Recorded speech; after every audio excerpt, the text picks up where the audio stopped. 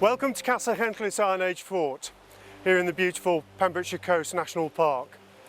The site's owned and managed by the National Park Authority and is open to visitors all through the year. The fort itself is up on the hill amongst the trees over here and is one of many Iron Age forts in Pembrokeshire. What makes this one special is that for the last near 30 years it's been excavated by archaeologists. And where archaeologists have found evidence of Iron Age roundhouses and other structures, we've reconstructed them on their original foundations. In doing this, basically our visitors get a great sense of place. When they walk into the roundhouses up on the fort, they're walking into spaces that were occupied by people over 2,000 years ago. The Iron Age started in Wales around about 650 BC, so well over 2,000 years ago, and it extended for many centuries, right up until about the time of Christ. Celtic is sited in the north of Pembrokeshire Coast National Park, near Newport in West Wales. And what we have here for visitors is, apart from the site itself, which has a number of roundhouses that have been reconstructed, we've got livestock from the Iron Age for people to see. We put on many events throughout the year. We also have a gift shop and an education centre cum exhibition centre. Celtic was privately owned up until 1991 when the National Park Authority was able to purchase it.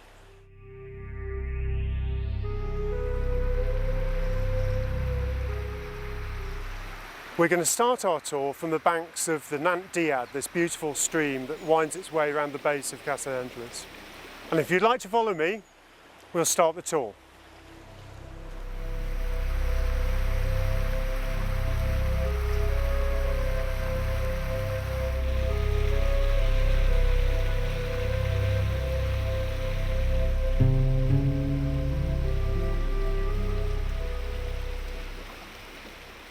We're actually sited now at the very outermost rampart of Celtic, and you can't really see it anymore, but it's over there to the right.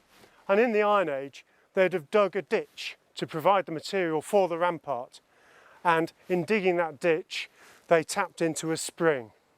And what we've done here, we've got no proof about this whatsoever, but we've tried to show what Iron Age people might have done in this little area, because Iron Age people believed very much in the importance of watery places.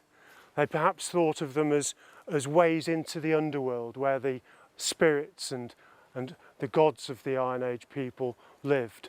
And so watery places became quite important, and they would make offerings to their gods at these sort of places, and rituals would take place as well. So what we've done is we've decorated this spring area to try and give you a flavour of what Iron Age religion would be like. And of course, with the great oak tree dominating the place, we can't help but think about druids perhaps. So let's go on up to the fort.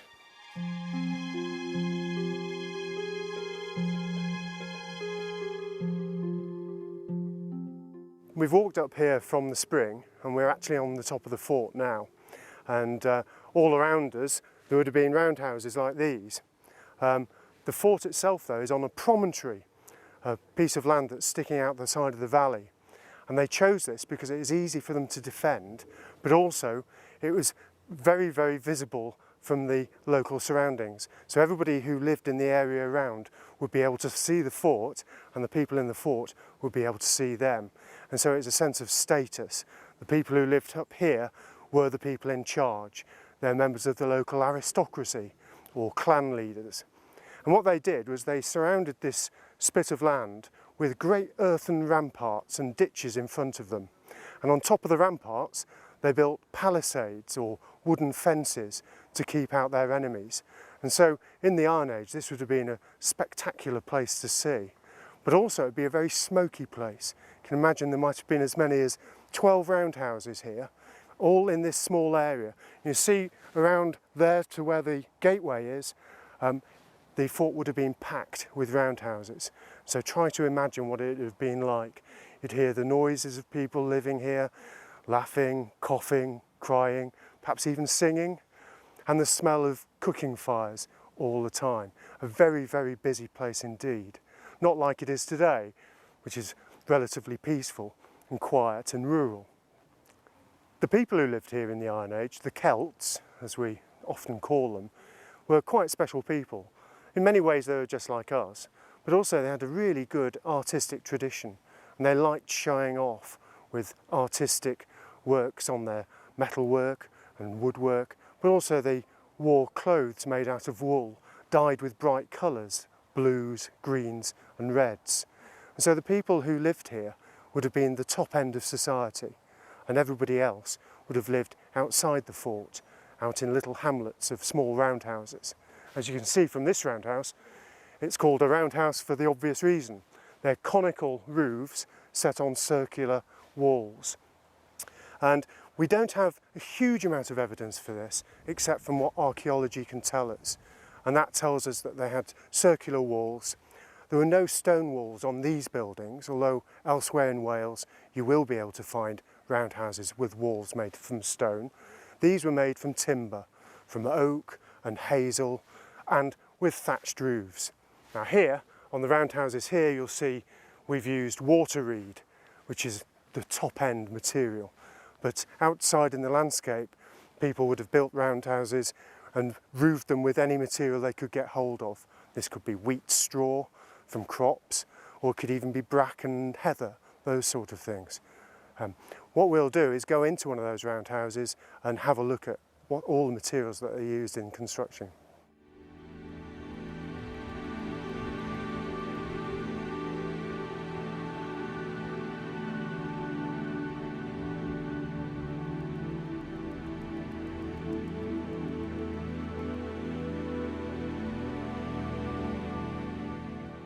All right, well we've come into the largest roundhouse in the whole of the fort. It's 13 metres in diameter, and who would have lived here?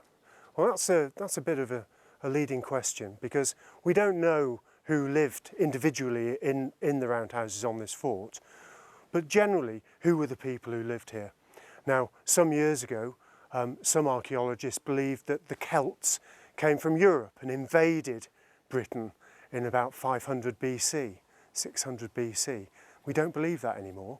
We believe that the people who lived here in the Iron Age were the descendants of the people who lived here in the Bronze Age before them, who themselves were the descendants of the people who raised these massive burial monuments to the dead, people who lived in the Neolithic. So Iron Age people had been here all along. And so we had a settled landscape which had lots and lots of history to it. And so the people who lived in this roundhouse, for instance, would have been part of that tradition. But again, you know, we're in the biggest roundhouse, 13 metres in diameter. It's possible that because this is the biggest roundhouse, that this is where the leader lived, up here on the fort. Now, we've got no idea of the names of the people who lived here in the Iron Age because they didn't write. That isn't because they're ignorant, it's because they chose not to. And the bards and the druids in the Iron Age would have memorised everything rather than commit it to paper. So we don't have very many names, but we do have enough names to suggest that women played an important leading role as well as men. So we've got names like Cartimandua and Boudica, for instance. So here at Castell-Henllys, it's quite possible that at one moment in time, a woman might have been the leader here. And again, there are two schools of thought about the people who lived here. One is that people from around the local community lived here, and everybody lived in the fort, rubbing shoulders with each other, and nobody lived out in the fields in the outer landscape. And the other school of thought is that it's just the leaders who lived here, and their retinue, that is their extended families and their servants and possibly slaves. We know that in the Iron Age, slavery was quite common. So the cross-section of humanity would have been up here, but principally Castellentlis would have been the home of the local leader. So everything in it is to a top standard, and so behind me you'll see carved wooden benches, beautifully woven cloaks and rugs, and various tools of the trade. For instance, over here we have the loom, and in the Iron Age you couldn't go to Marks and Spencer's and buy yourself some clothing. You had to have it made, and that made it a little more valuable. So people would have taken more care over their clothing. Now if you look on this loom, we've got some lovely wool. It's all dyed with different colours. We've got red that's from the root of the madder plant, and we've got blues, which is from woad. Now this clothing wouldn't have been tailored in the way that we do today. Basically all they were doing is producing a sheet of material that could then be stitched up and made into a tunic or pair of trousers, and also cloaks. Now, although we can see the wool on the loom, organic material tends to rot, and so a loom that existed over 2,000 years ago in the Iron Age is unlikely to survive in the archaeological record today, because things like wool and things like wood tend to rot away. And so what we tend to be left with are just those bits of material that can survive, and that's things like stone. So you see here at the bottom of the loom we've got stone weights. We know they're weights because they've got perforated, they're perforated, so you can see they're hanging there. Under certain conditions though, very rare conditions, material like this does survive, and that is when it's been left in a waterlogged site. Now we have some evidence for this in the form of Lindau Man, and this is an Iron Age person who was discovered preserved in a peat bog, and he'd been murdered there as a human sacrifice. But because the peat bog was waterlogged, no oxygen could get in, and so his skin and bone survived, even his hair survived. Elsewhere, in places like Ireland and in Denmark, we've got more evidence of this kind of survival. So we even have the remains of material like this that you see on the loom. And so today we can actually recreate or reconstruct how people looked as well as how people lived in the Iron Age. And later on you'll see some of our modern day Iron Age people using various things, not so much just not just the loom, but also you'll see some of the domestic work that goes on in a typical Iron Age household. And here, for instance, we have the quern. As you can see the flour coming out of it. You drop the grain in the top there and turn it round, and it produces flour. And it's quite easy to produce enough flour to make a loaf. It doesn't take all that long.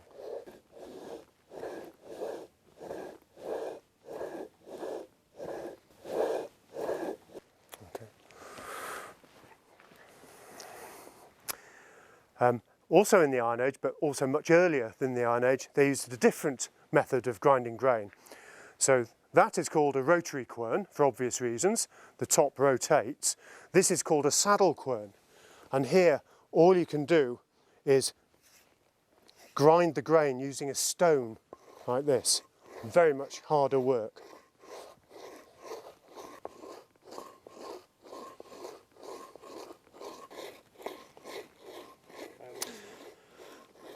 But in the fine tradition, I can show you something that was done earlier. So grinding grain like that produces flour, which has tiny, tiny bits of stone in it from the grinding process. And this isn't just prehistoric, but also in the medieval period, the teeth of people who ate a lot of this bread wore down quite a lot from the stone that's in it. But as you can see, that's nice flour. Now, in order to keep the grain that provides the flour very dry, there's a special building on this site, and it's something we see on a lot of Iron Age sites, and we call them four-posters. And that is, they're structures with 4 post holes, and we think that those post holes are for posts that keep the building up off the ground, and that means there's good circulation of air, and the contents of that building or food store is kept nice and dry. And it's also possible that they're off the ground to stop rodents getting in amongst the grain as well.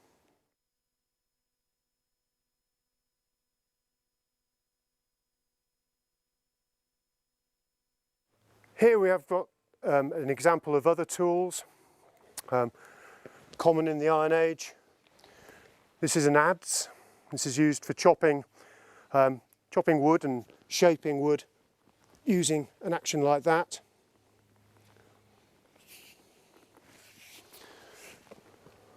Various other things.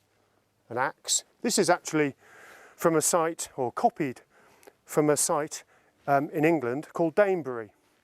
And you can see from its shape, if you've ever tried chopping wood, this is an ideal way of doing it because it's a wedge basically.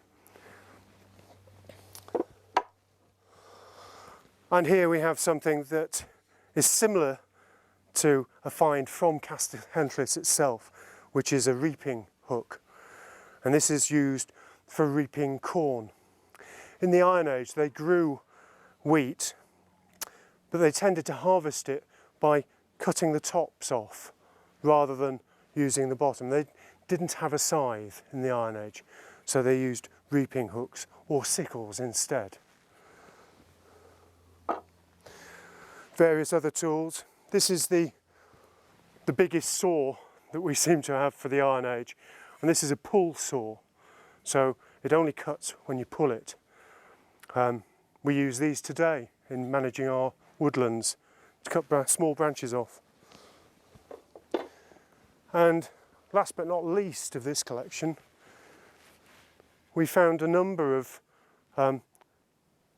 pieces of antler. This is from a red deer, and they used these as pickaxes, not just to hit the ground, because that's, you know, you wouldn't think they'd survive very long, but using them to lever stones out of the ground.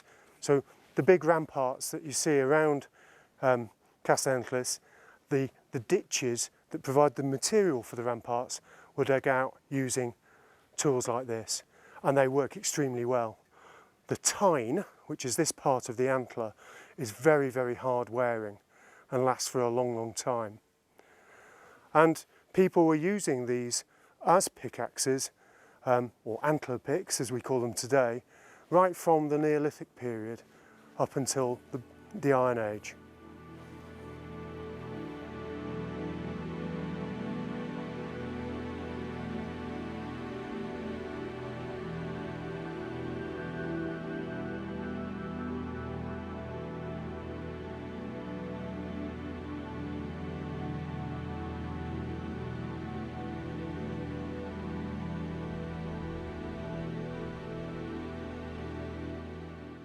But these are all very necessary manual tools, but the person who lived here would have enjoyed more luxurious comforts, as you see behind me.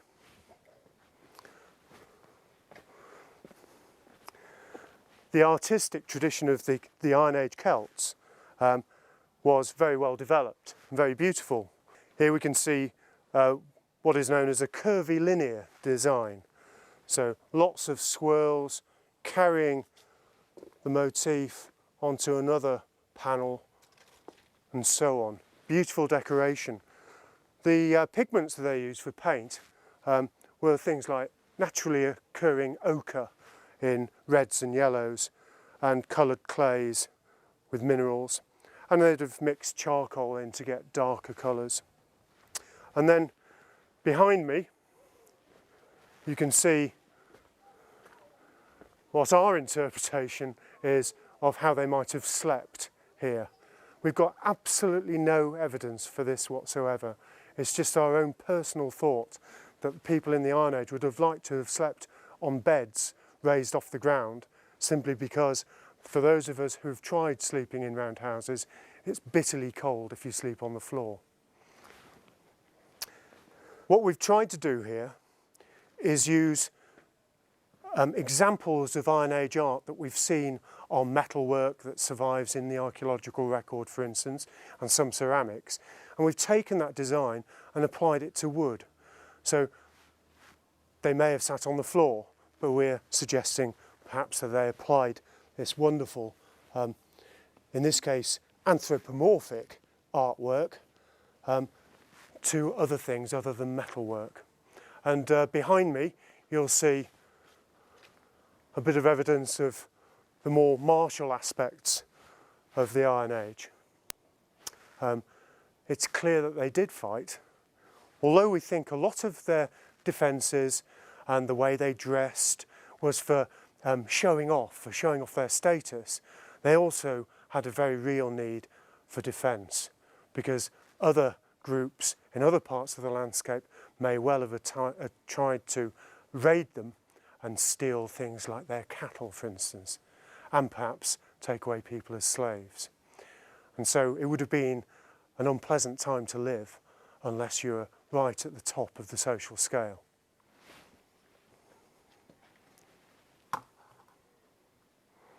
What I'd like to do now is show you this fine cauldron, which they may well have had a nice stew bubbling in over the fire in the central hearth. But if we look upwards and see what we've done here at Castle Hentlis, we can see part of the way that we actually constructed this building in the first place. And the way that we did it was by erecting a central pole.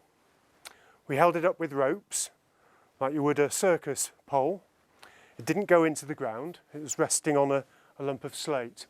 And then what we were able to do is use that central pole to construct the roof around it. So the most important part of the roof is this central ring beam, and that braces the timbers that go to form the roof.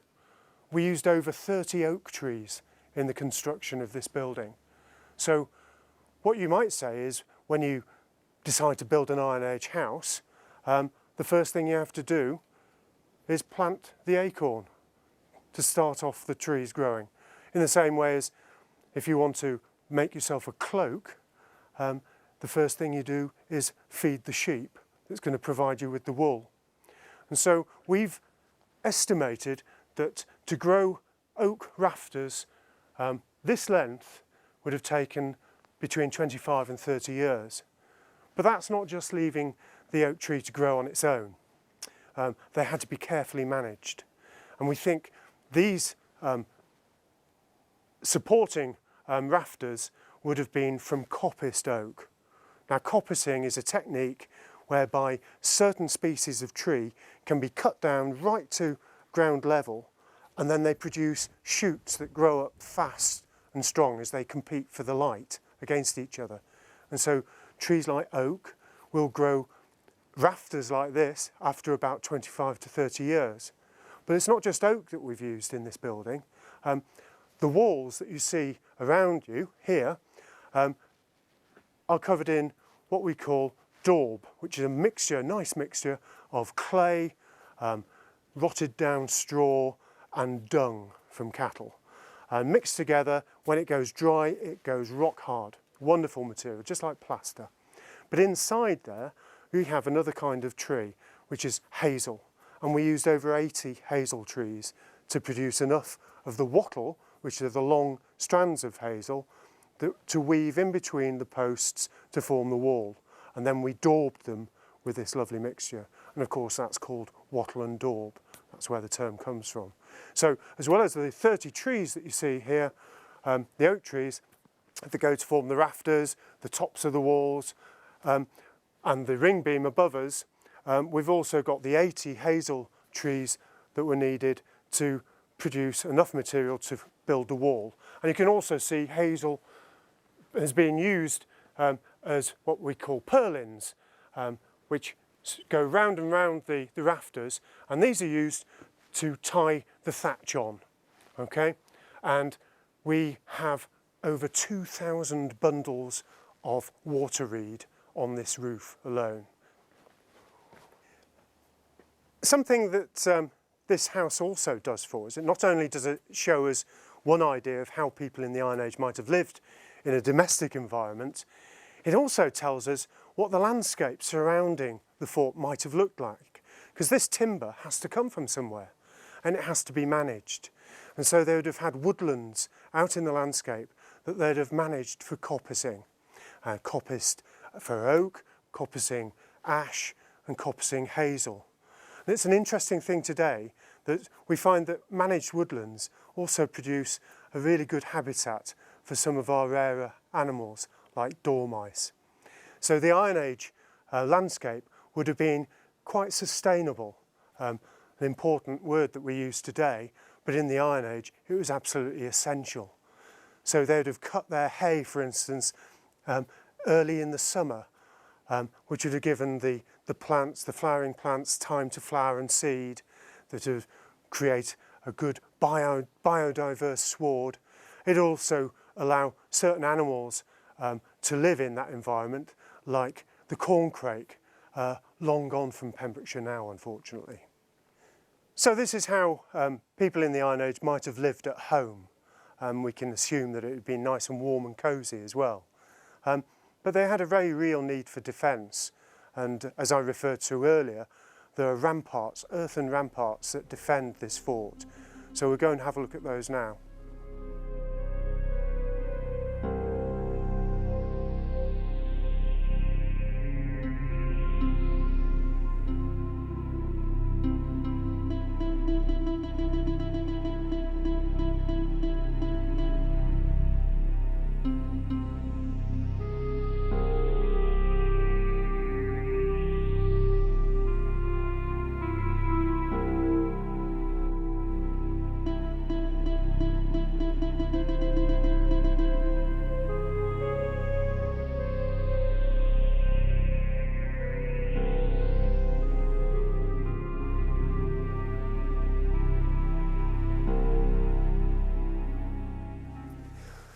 What I'm walking towards now is what would have been a side entrance into the fort in the Iron Age. And by here we can see a section through the great rampart that defended the top of the fort. You can also see the trees growing on it, and that wouldn't have been the case in the Iron Age. This is part of Castell that we're leaving over to nature. But in the Iron Age, they'd have kept the trees off the ramparts and off the slopes either side, so that they could see anybody coming, but more importantly, so everybody could see them. This is what we believe now. There was a real need for defence, but principally great structures like this were produced to show how powerful the people who organised the work were. And as we walk this way, we descend into the ditch that would have existed between the inner and the outer rampart.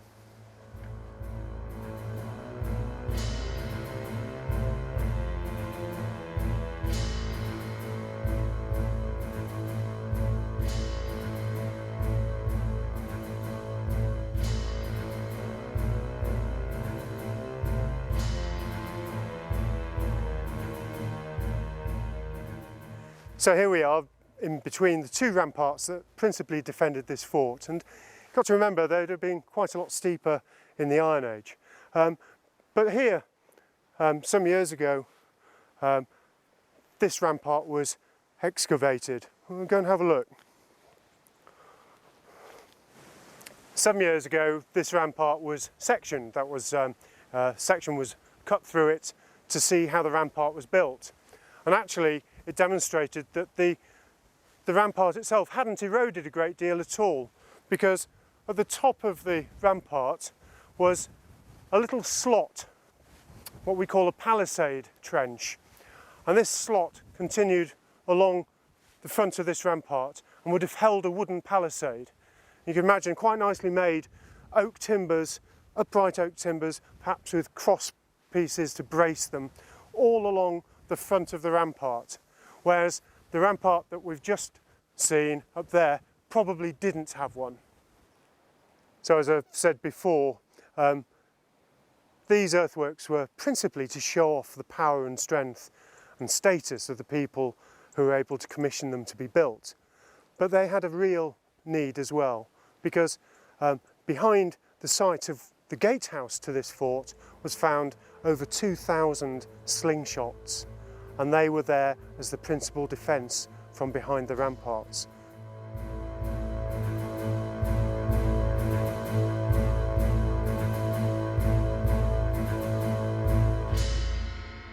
So what we've done here is mark out in timber what was originally here in stone. And so this is the site of the gatehouse in the Iron Age. And what would have happened is, if you were visiting the fort, you'd first go in to the first guard chamber of the gatehouse. And the walls of this gatehouse may have been 3 metres high. There's no real way of telling. The stonework survived up to about 1 metre in height, and then was excavated. Now, the process of archaeological excavation is destructive, so you have to remove what you see in order to better understand it and see what was there before it. So all we've got now is basically these posts, which are just marking out where the stonework was in the Iron Age. And in the first guard chamber here, there would have been a gate here. The gates would have opened, and I'd have been into a second guard chamber.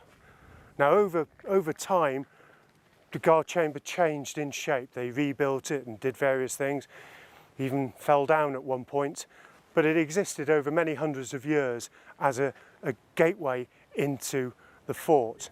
And behind the wall of the gatehouse, over here, we found over 2,000 slingshots. And in the Iron Age, people would have been able to fire their slingshots either from the top of the walls. Now remember, it would have been maybe 3 metres high at that time, or they could actually fire them from behind the walls. So we think this rampart probably had a flat top and perhaps no palisade on it, to allow the defenders of the fort to stand up there and fire their slingshots underarm. Using slingshots in this way, it's like a terrifying weapon, because you can hear them whistle through the air as they turn. And they get such a velocity that even if you miss the person you're aiming at, in dry weather, the slingshot will bounce and perhaps hit somebody else. And in terms of range, from here, we've had an expert slingshot fire a shot way over into the tree that you see over there. And that's about 200 metres, my guess. So it's a long range weapon as well as a terrifying one, and very cheap. So the stones are like goose eggs or even new potatoes in terms of their shape, and quite easy to collect from a local beach a few miles that way. And what we can do now is go and look at the inside of the rampart. That is the part of the rampart inside the fort. We'll go over there now.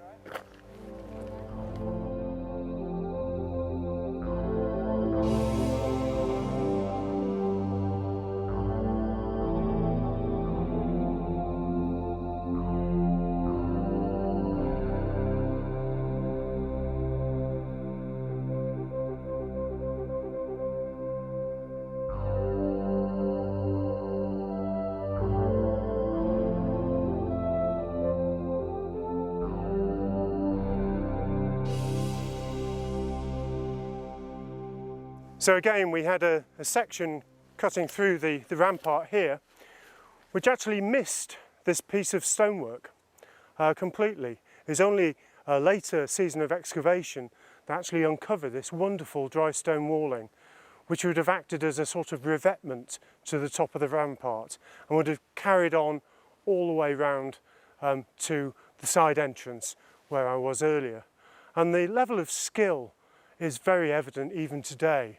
The reason it's gone all wobbly is because over the years the rampart itself has moved with gravity, but this has remained in lovely condition. And what adds a real human touch to this site, to me, is the fact that you can see where the mason has come along after the wall has been built, and he's used his hammer and chisel just to knock off edges or knolls that he didn't really like very much, like this one here. That to me is like a fingerprint.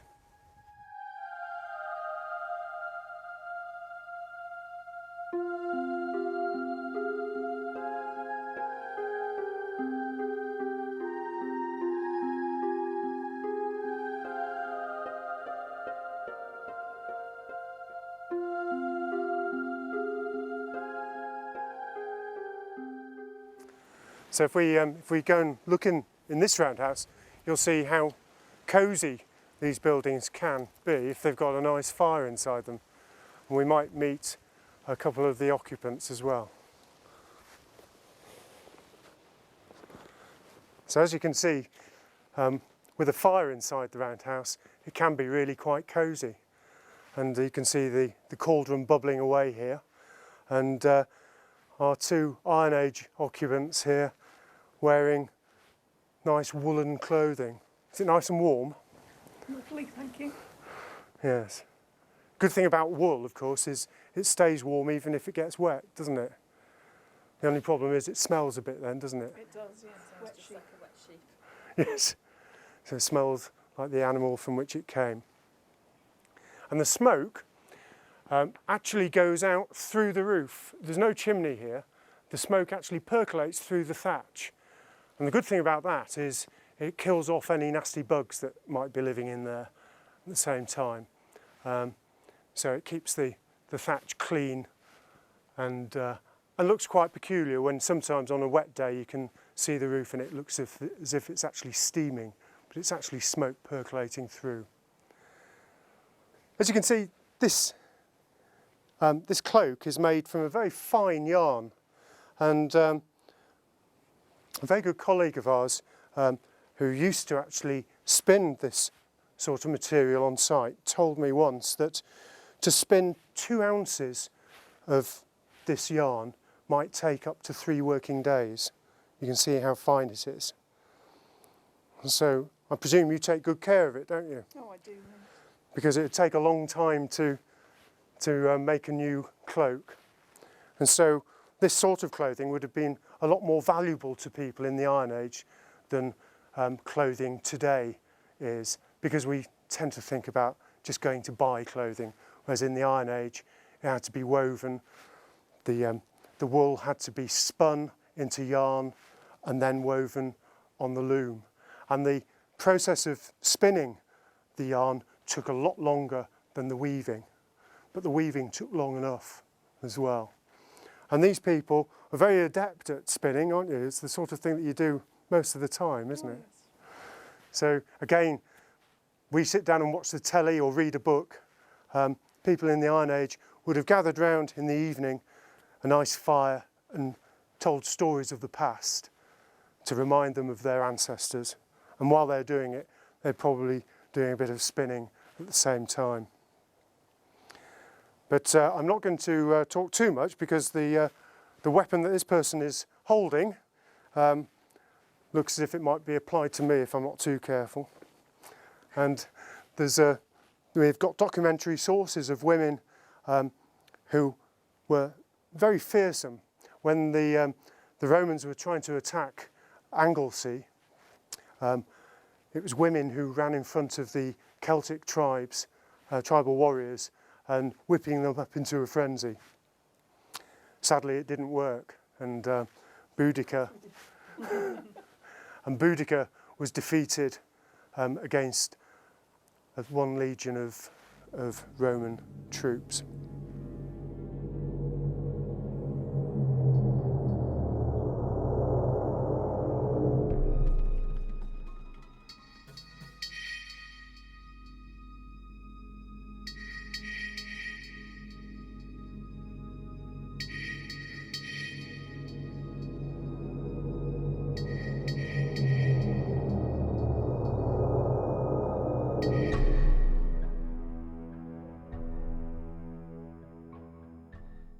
Well, as you see, the other 3 roundhouses are rather large, and this one, as you can see, is quite a lot smaller, but it's still built in the same way, the same methodology.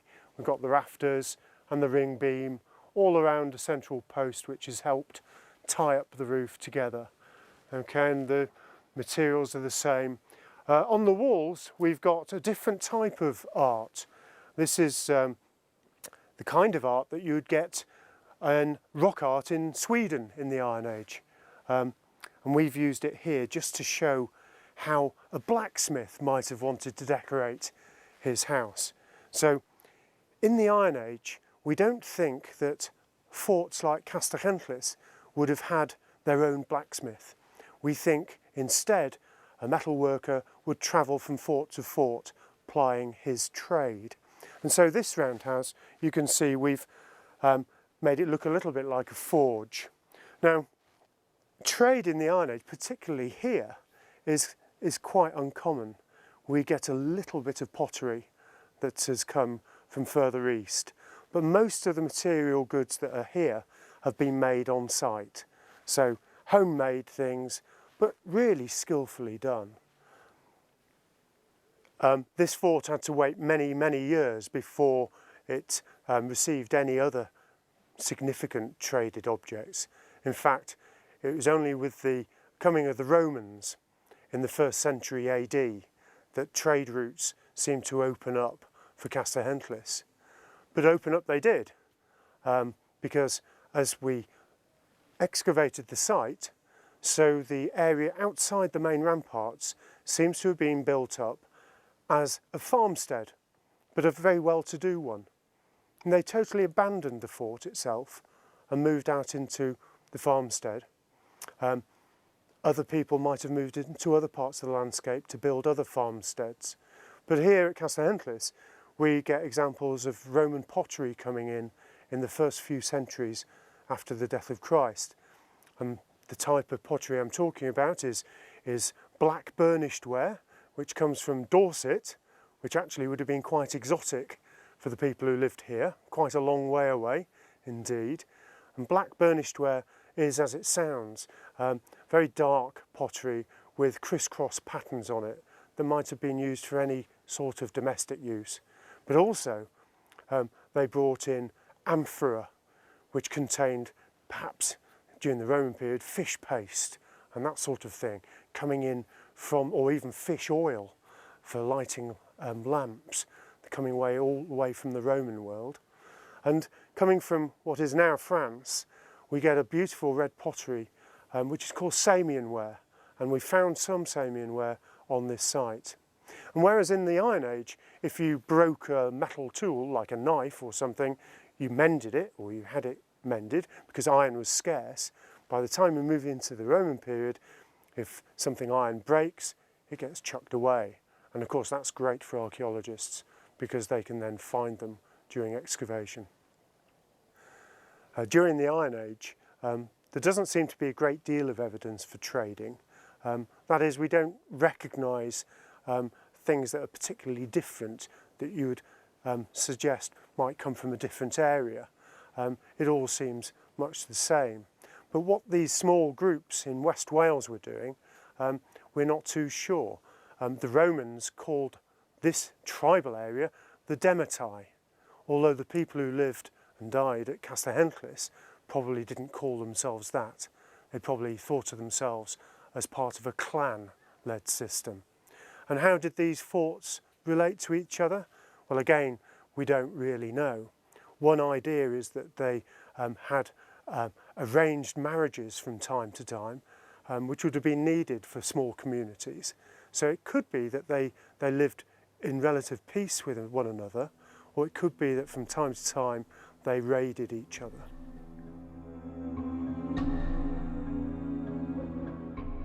Well, Castell was occupied for many centuries throughout the Iron Age, right up to the advent of Rome.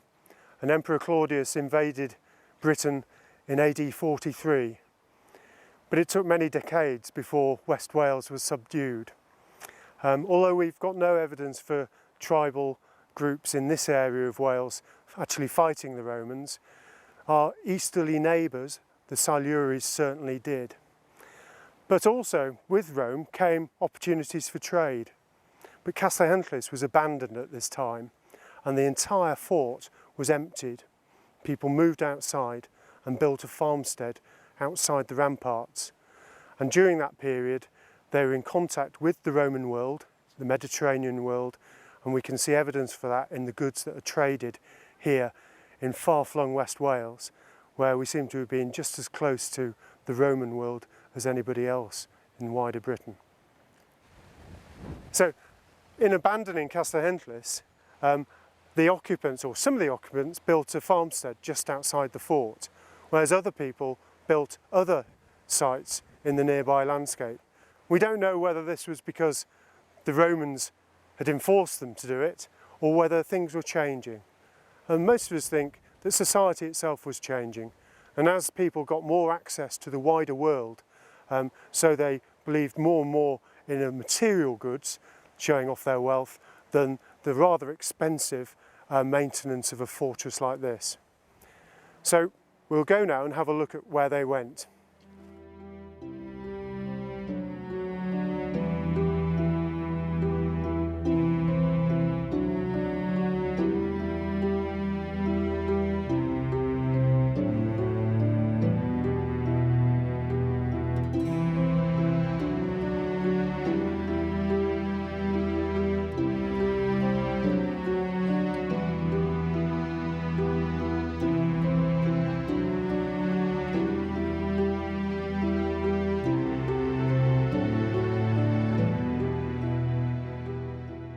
The outer rampart of the fort, as you can see, is not as steep as it was.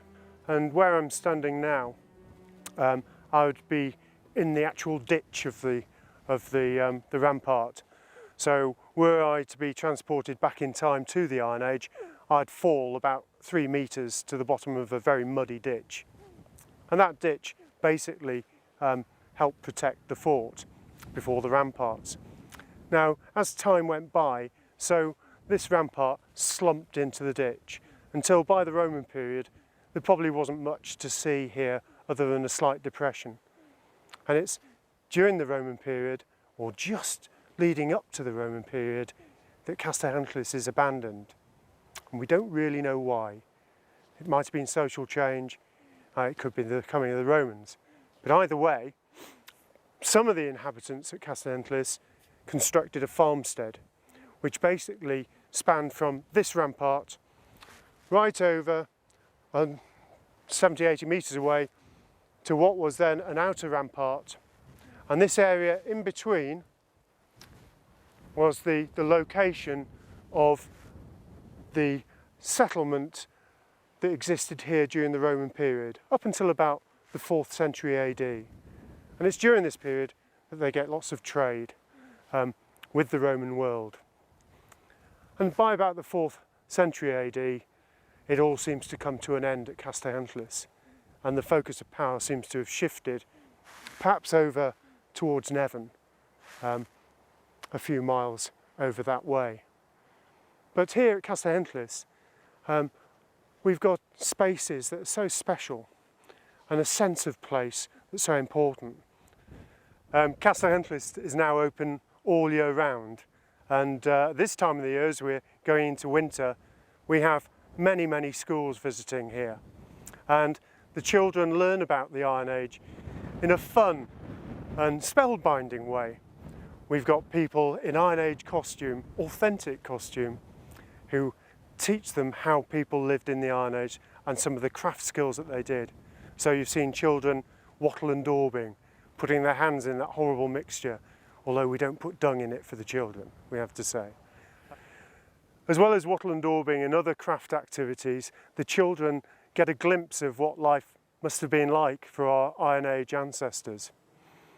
And visitors to Castellentlis also share the space that these people lived in. You can't walk anywhere in Castellentlis without walking in the footprints of those who have gone before us, back 2,000 years and more. And what's really important about Castellentlis is that, oh yes, it's important to enjoy yourself, very much so, but it's also to learn about what the past means for us now in the present.